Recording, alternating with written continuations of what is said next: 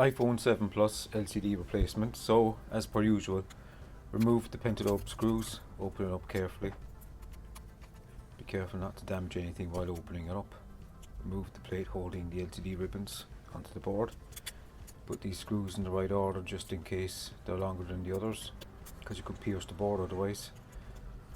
And take off this ribbon here, the earpiece. I've got long nails, so it's handy. Just carefully take these off. And be careful taking the home button off because it's quite fragile. Earpiece speaker, take that off as well. iPhone 7 Plus, similar to the iPhone 8 Plus.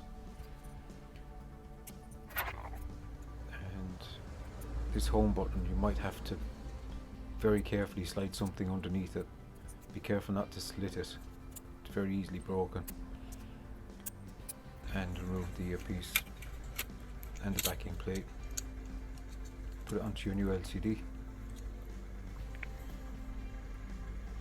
Proceed to put the new parts or the parts back on to the new LCD.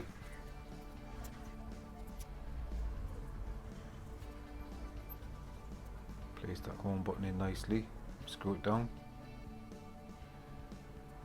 iPhone 7 Plus has got a great battery, you know, by the way, and the screen's quite big. It was one of the first larger iPhones, you know. There you go. And put the earpiece back. Make sure the earpiece is fitting right before you screw it down. Then hook her up, connect the ribbon up and connect her up to the board.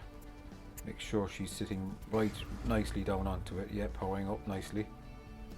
Put the screws back. And there you go, really.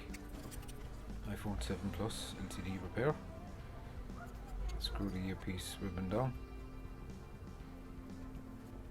Yep. There you go. iPhone 7 Plus. All done. No, you're Yeah, mighty. yeah.